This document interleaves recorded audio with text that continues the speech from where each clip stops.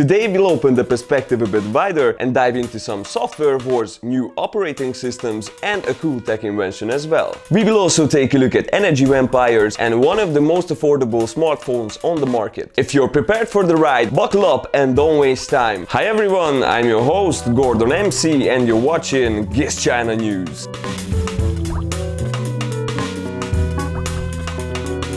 We talked about it before how Google Pixel 7 isn't a big deal, but after a simple comparison, it turned out that Google Pixel 7 Pro still a better choice than iPhone 14 Pro Max. Though iPhones were in better position in terms of software hardware optimization thanks to their own manufactured components, Google's Tensor G2 chip has changed the game while Apple have to stick to Snapdragon processors for a while. So one selling point gone from iPhone. But let's see, what else do we have here? Oh yeah, prices. Oh, we love prices, don't we? iPhone 14 Pro Max started at a crazy $1,400. Yeah, it does have expensive hardware in it, but it's one of the cases when you know that you're paying for the name. Nothing says it better than Google Pixel 7 Pro's $1,099, which actually has better specs altogether. So why wasting your money? And just to add, these expensive hardwares are even better protected at Google's phone, for example, thanks to the metallic plate that protects the camera instead of a breakable glass. Another nice to have feature is the super accurate speech recognition AI that can even detect emotions,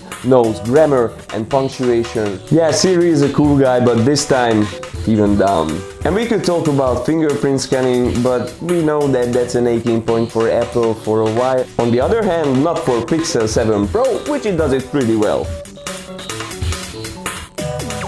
After the most expensive, let's see one of the cheapest. Xiaomi just added A1 Plus to its portfolio that it's competing for the most affordable phone on the market title, since it's being sold only for $90. It's basically a get what you pay for situation when you don't want to use your phone much more than making calls and texting. It doesn't even use MIUI, only a so-called Android 12 Go OS. Above that, it has 2 or 3 gigs of RAM, a Helio A22 chip, but if you want to get into detail for the specs, I recommend you to read the article linked in the description. The only thing you can expect from Redmi A1 Plus that you won't get stuck in front of this phone and you can have a social life. If you consider yourself more than just an A1 Plus user, you must have plenty of apps on your phone. Did you ever wonder which one drains your battery the most? Since we know, let us give you a hand. You would be surprised, but there are numerous very popular apps that drain battery like hell. So much that a study showed that Fitbit and Verizon are the #1 main energy vampires. Then comes the social media apps from Facebook to WhatsApp, including all your daily use platforms. In the third category, there are the online dating apps. It takes your energy and your phones. Tinder, Bumble and the others are so shady that they even let 11 resources to run in the background. No surprise that battery life flies away. After that we have the travel apps, Airbnb, Uber, United Airlines app, etc. They all deserve to be on this list, which is really nice if you think of when you're a trip and you have to use them constantly. You can only do one thing to save some time until next charging. That is, you choose the optimized battery option in the battery settings. See the detailed method in the article below. And now, let's drive away from phones. Google just announced a new operating system for smart devices. The Kata OS is targeting security issues that these devices have the most. Since they collect data from their environment, they can serve it useful information for hostile purposes. Google tries to protect these with the SEL4 microkernel, a high-level security structure that helps keeping privacy actually private. They also thought of mistakes. To prevent their spreading in case of action, they wrote everything in Rust, a language that is known for fixing itself. Kata OS early version is already available on GitHub as it's open source. If you want a taste of how Kata OS works, Google even made a reference implementation called Sparrow. So all this is really promising for the security for our smart devices. If you're interested more deeply in this topic, you can find much more under a link in the description.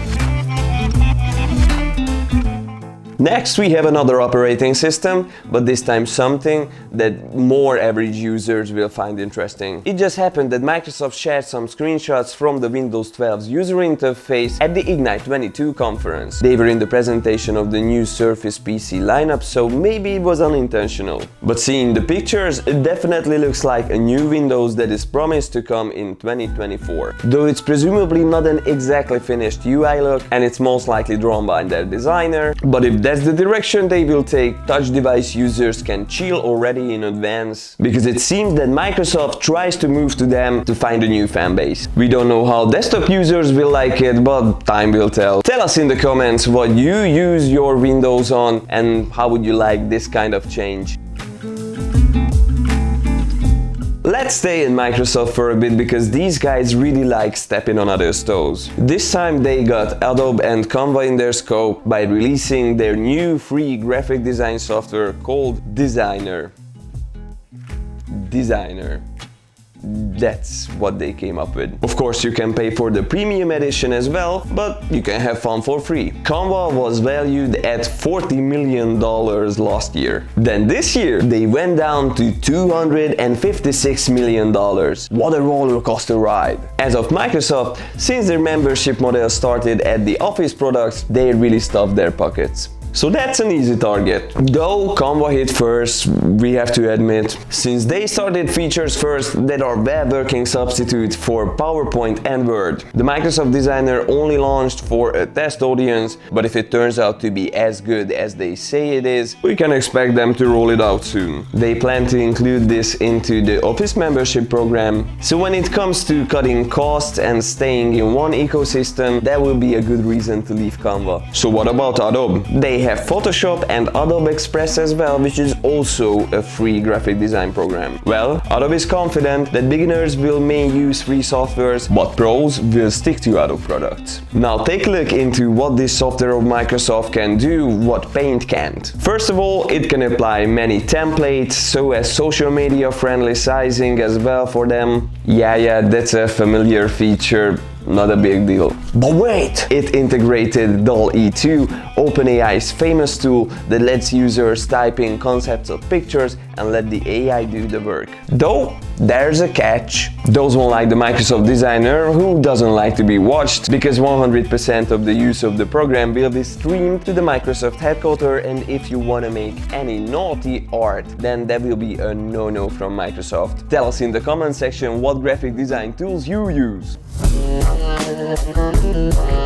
And finally, to fill in some strong demands. Did you ever feel the sorrow of not having a 360-degree dash camera? Good news then, because you don't have to anymore. Thanks to 70mA's Omni Dash Cam. This beauty has outstanding vision even in low light conditions, thanks to the PureSare Plus HDR technology and the huge 1.5 aperture, while their own high-quality image processing algorithm works in the background, doing it at 60 FPS, so it's smooth as jazz. Also, if you fear of thieves, you will love the 24-hour parking surveillance. It even starts recording when the camera's AI thinks that there's someone suspicious around the car. And you can watch the whole show of getting your car stolen live on your phone, including the routes that thieves take. But the AI is taking care of capturing the last moments before an accident. You can record time-lapse with it, and you can control it with voice commands. You can find this cool device on Kickstarter for $139, and you can find the link to that in the article that we linked in the description.